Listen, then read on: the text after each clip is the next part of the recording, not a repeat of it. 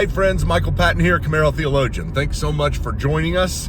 I want to talk to you today about evangelism. Now, evangelism, of course, being an evangelical, we should know all about evangelism. And usually we do talk a lot about evangelism. And oftentimes evangelism is something that we feel very, very guilty about because we don't feel as if we do enough evangelism.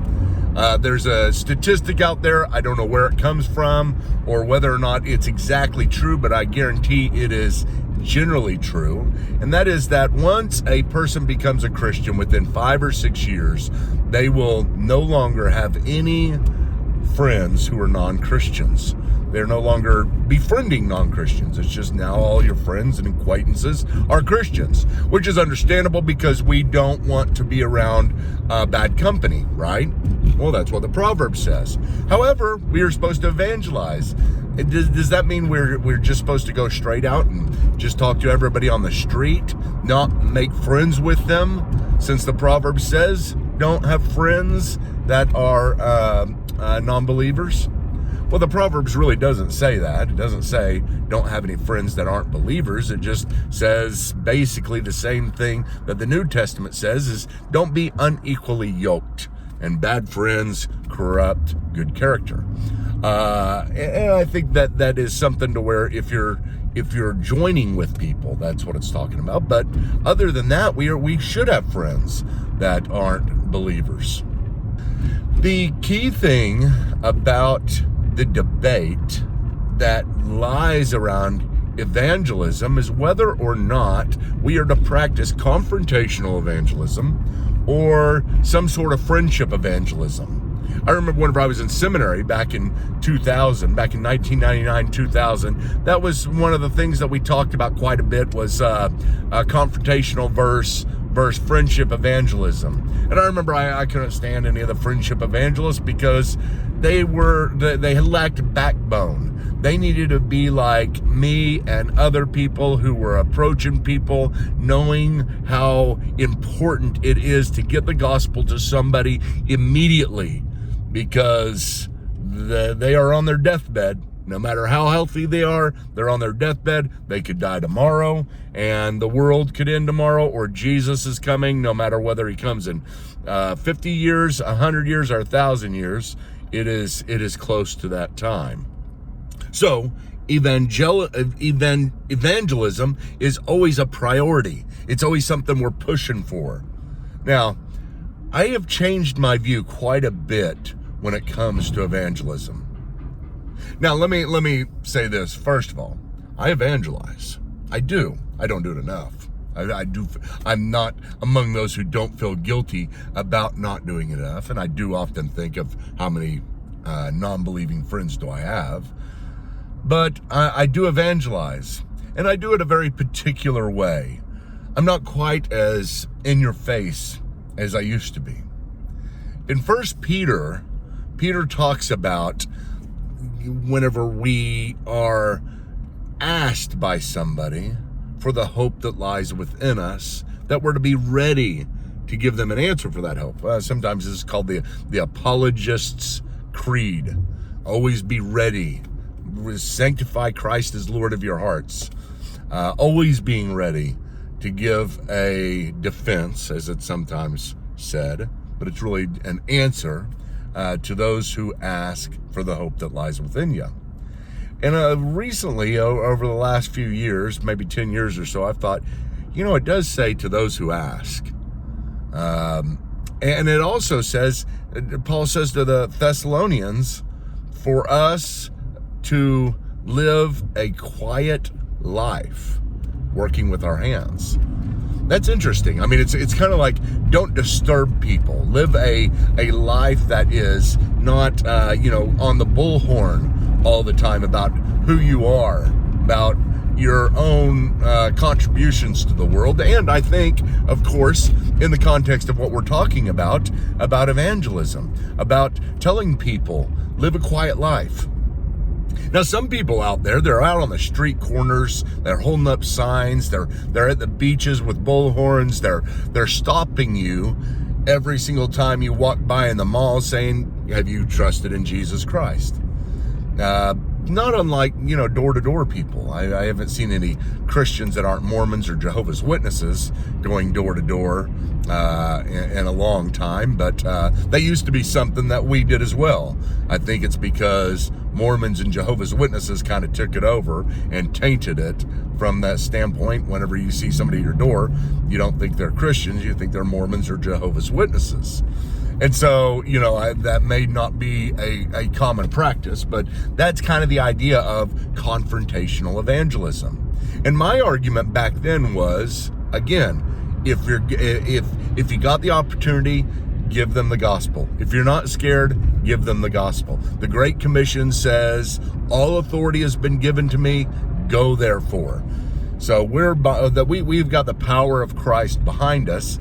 That is our motivation. That is how we know this will be effective. The Word of God does not come back empty or void. So that's the way we sometimes approach it. However, I don't think that this is the way in which the Bible really does present it. I don't think that there's anywhere that I can find anymore in the Bible where it says that we are to go out and evangelize in a confrontational type way. And what I mean by confrontational, it's kind of like, I don't care whether you've asked. I don't care whether, what conversation, what kind of relationship we've built beforehand. I'm going to tell you about the gospel right now. Now, having said that, again, let me back up for a moment and tell you about my latest evangelism, kind of what I'm doing.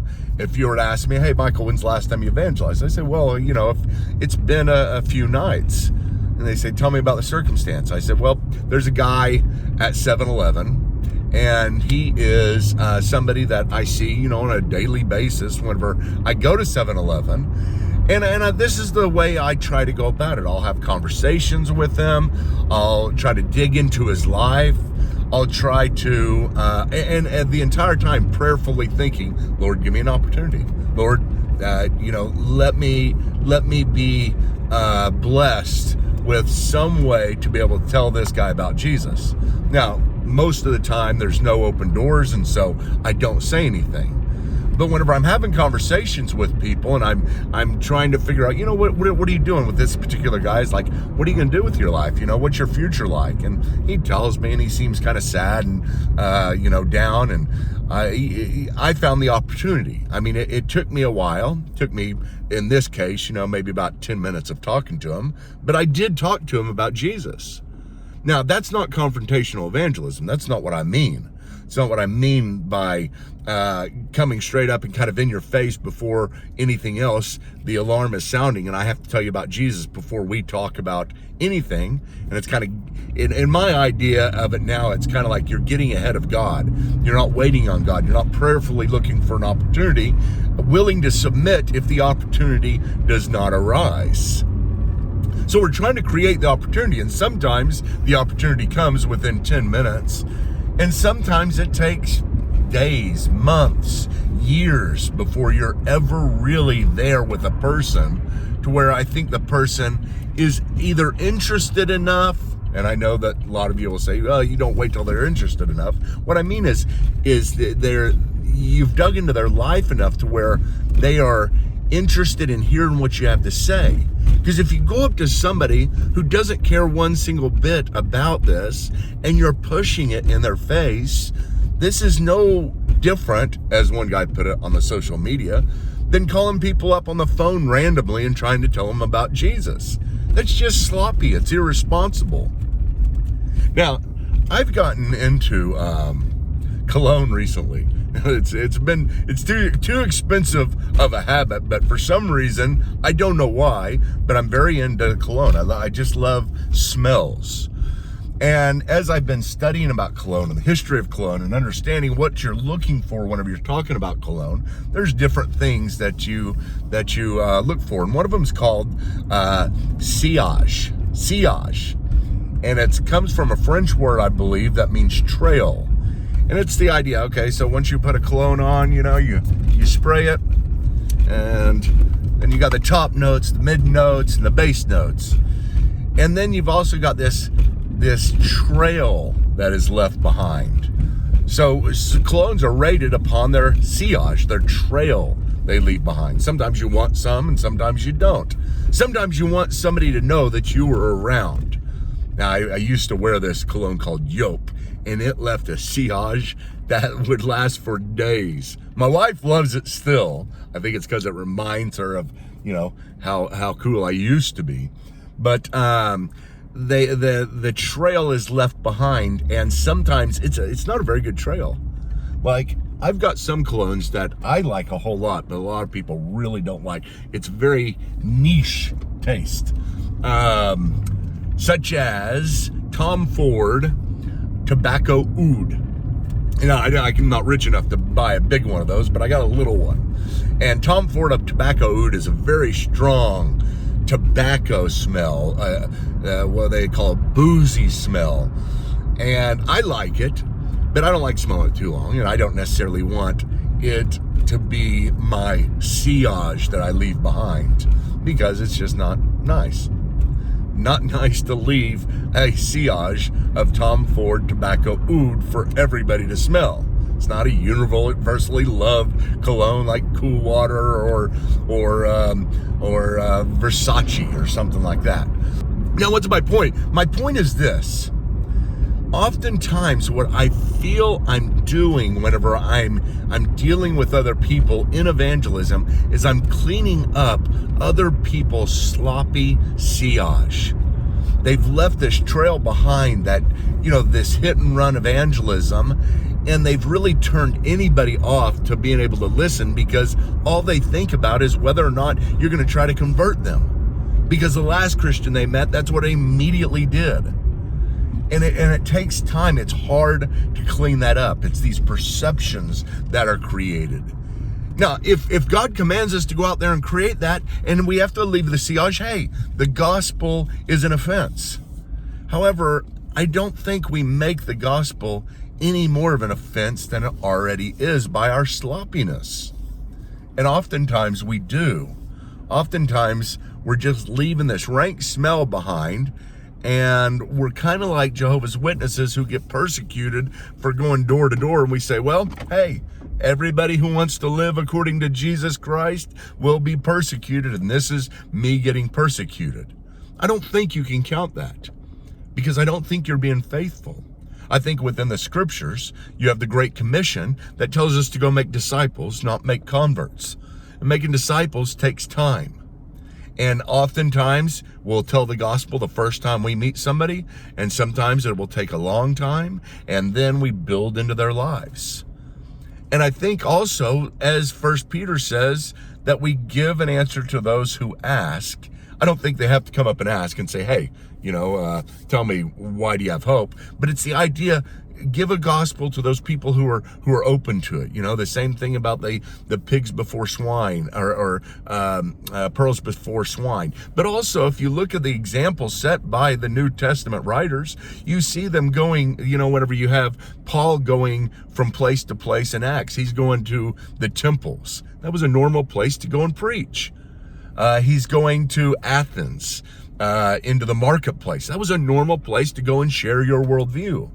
So I have no problem with people going where it's already set up. It's already well known that this is where people share their worldview, their faith, and we want to get our place in that marketplace of ideas.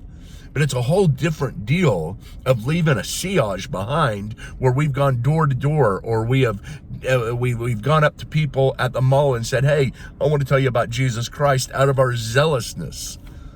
I know it's zealousness, and I know you want to share the gospel, but do it in such a way that is thoughtful, is responsible, and is ready to build into whoever's life that you're stopping, that you're talking to at whatever place you're talking to them.